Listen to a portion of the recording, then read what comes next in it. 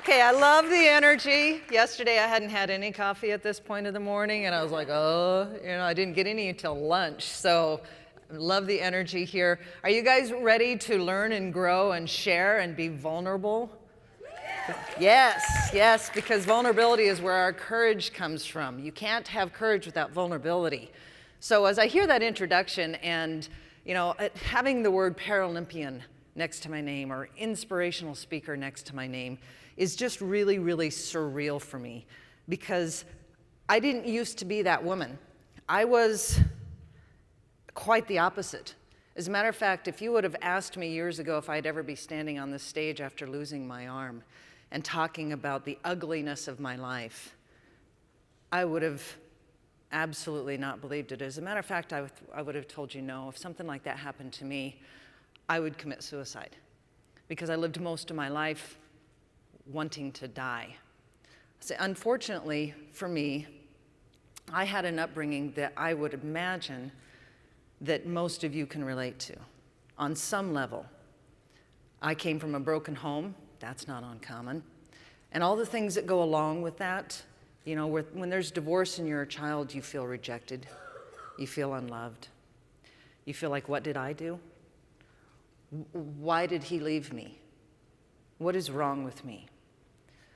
There was addiction in my family and all the things that go along with that. The abuses, the physical, emotional, sexual abuses, and all the things that we take on ourselves as children when we go through that. We have to protect ourselves.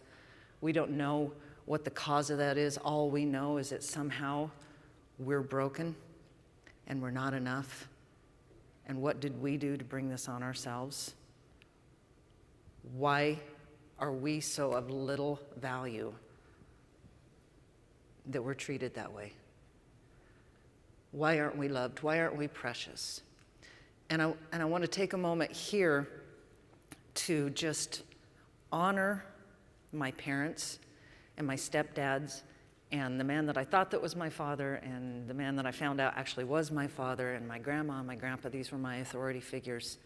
And even though they were the cause of a lot of this pain and trauma, they loved me in the only ways that they knew.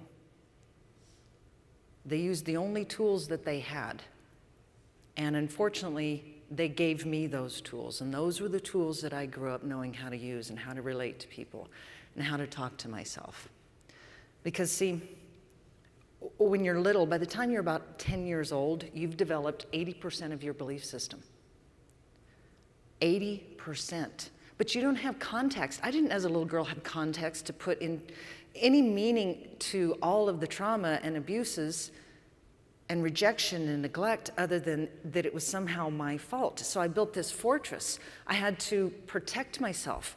So I built this fortress of protection that was built with bricks of anger, resentment, guilt, shame, fear.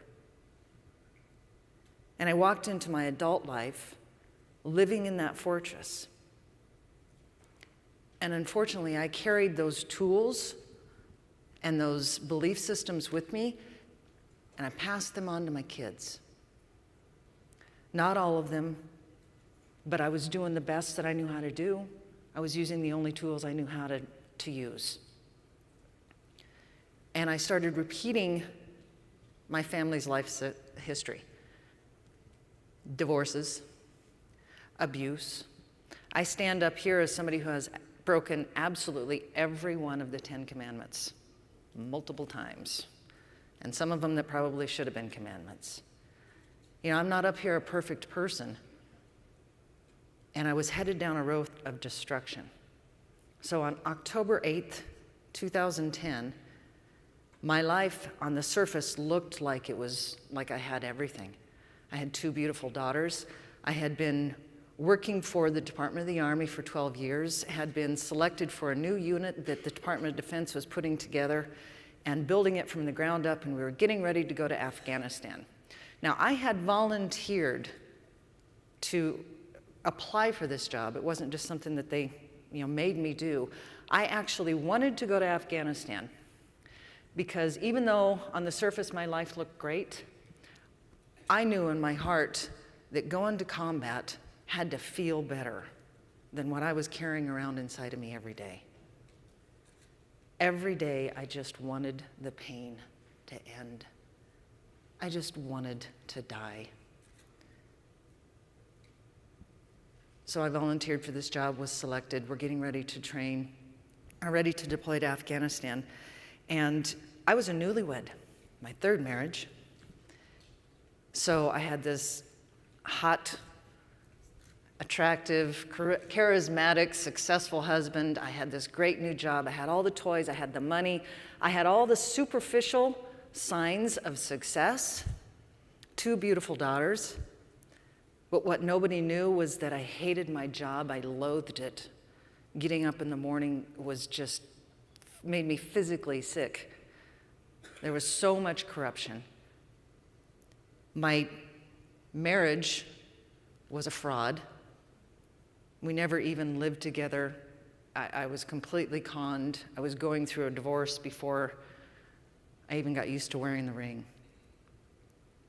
My beautiful kids, my youngest daughter hadn't spoken to me in 2 years at that point due to the divorce of her dad.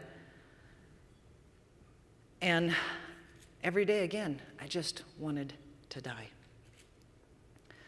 So on that morning, I woke up after a night of crying, and I got on my motorcycle, and it was a beautiful winding path going to work. Lived in Kentucky, working for Fort Knox, and it was always just very calming and relaxing. I get on my bike and I ride to work, fall colors, it's gorgeous, and go into work. And when I got there, I felt pretty good. I was pretty relaxed. I go into work, and after email fighting with my husband all day and just more of the ugliness and still feeling like a fraud, I got out, went into the parking lot. I'm straddling my motorcycle and trying to hold back the tears, just trying to clear my eyes and breathe through it so that I can ride home, get changed, because I had volunteered at a church that I had just started to attend, and they put on an event called Shine, and it's a huge prom for kids who would never get to go to prom, kids with disabilities, kids with physical, cognitive challenges. And I had volunteered to do hair and makeup. And I'm sitting there on my bike and I'm thinking, the last thing I want to do is go to church. See, church had become just another area of life that I was just an abysmal failure at. When my parents found religion when I was growing up, we hopped from church to church. So it was Lutheran and Church of God and Baptist and Pentecostal and church splits and porn in the church and abuse. And it was just another avenue of failure. But I knew there was something there. So I had volunteered for this and I didn't want to go. And I'm having this internal struggle inside of me. And I hear this voice. And the voice says, "Hey, Sam, we're going to the bar to sing karaoke. You want to go?" I was like, now I've got another choice. So I didn't choose the kids. I mean, that probably doesn't come as any surprise. Got on my bike and headed to the bar. But I didn't make it to the bar either. See, you don't ride a motorcycle distracted, ever. And I'm still holding back tears.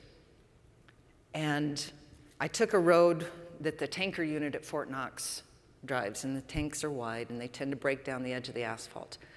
And I didn't see the debris in time. And when I did, I said some colorful words. Bike went down, and as my hip hit the asphalt and spun me around, see, a motorcycle's engine is supposed to die when it falls over, and it didn't.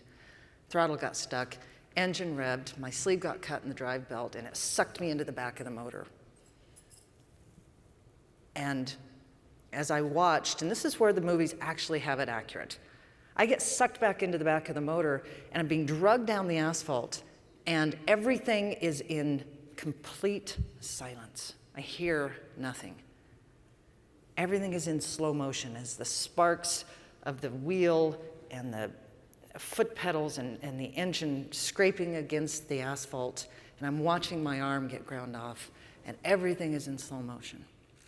And I'm thinking, kind of like an out-of-body experience. It's like, this cannot be happening. This absolutely cannot be happening. And just then the explosion hit as I landed at the bottom of the hill. The bike stopped in the ditch. Sound exploded. I'm burning. The engine's screaming in my ear, and I have to drag myself out from underneath this bike, and I'm running down the road screaming, "Oh God, oh Jesus, oh God, oh Jesus." Because I'd seen my arm, and there wasn't hardly anything left. And my coworker stopped, and she grabbed me, and she put me in the side of the ditch, and she was an Iraqi vet, and this was an ugly mess. And she just backed off, and she was having a PTSD moment, and I honor her for that and her sacrifice. But then I am left in the ditch. And I'm bleeding out. I have no artery. So I have a few moments, if that. And I'm thinking, well, I've wanted the pain to end. And I'm laying there. And then the light changes, and the sound changes, and I can't even find words for it. And I have this overwhelming sense of peace. And I hear a voice. And that voice says, "You are mine. You are mine." And when Jesus shows up and he says, "You are mine," that changes things. Those 3 words took that fortress that I had built up around myself and obliterated it. And I didn't know if I was going to live or die, but that little girl who had put that wall around herself of protection, who had been there in the dark her whole life, I stood up and I stepped over that rubble and I stepped into my new identity as a beloved of God. And I didn't know what life was going to bring in the future, but I know who I was. And I realized that if I was wrong about my relationship with Jesus Christ, if I was wrong about that, the most important thing there is, then there's a pretty doggone good chance I was wrong about everything in my life. So I had some pretty good alone time in the hospital as we're figuring out when to cut and what to do and all of that. And I started looking at my life and all the chaos and all the people around my life. And I realized that I had to take another first step. And that first step is the one that I believe that we all have to do if we want to affect change in our life. We have to take 100% accountability for where we are right now, today, every aspect of our life. Now, that doesn't condone or give approval to those who have hurt us and abused us. It doesn't at all. We are not the cause of their pain and their behavior. But it does empower us to take that first step to start affecting change on how we respond to those things and how we frame our reality and how we respond to situations, what meaning we assign to things, how we talk to ourselves. So I took that 100% responsibility, and I was like, wow, these people that are in my circle, these people I call associates and friends, are awful. No wonder I'm never going to change my values and my character. I'm never going to grow and become the person that I know I was created to be if I continue to hang around them. So I did my own surgery, and I just brutally cut out everybody who didn't have the value and character that I wanted to then start manifesting in my life. Because I learned that I had manifested this. This is my wound, but it has turned into my greatest weapon. Because every day it's a daily reminder that my thoughts become things. So I took accountability, I changed my circle of influence, and then I'm going to give you 2 action items, and I wish I had more time to step through these so that you can actually develop your own. But thoughts become things. What you think about and you think about, you bring about. So I had to change how I thought. And an example is when I became a Paralympian. So January of last year, I decided that I was going to learn how to shoot archery and shoot in the Paralympics. Well, that's a really compressed time frame to reach that goal. It's a big, hairy, audacious goal, you know? So I had to, in my self-image, become that person and let reality catch up. And it's the same thing I had to do in my life after the accident. I had to become here and here the person that I wanted to be and then let reality catch up. So I used affirmations to do that. So that board right back there where we're writing all the glass ceilings that we want to break through, mine right now is I want to become financially independent. I want to be an effective in-demand, highly paid public speaker. So that's part of my daily affirmations. I affirm that to myself several times a day. And then I tie that with my life purpose statement. So in doing that, I want to use my story in a compassionate way to reach people, to inspire them, and to empower them to not only believe, but to walk into and live in the fact that we are created for a life of purpose, a life of meaning, and a life of joy.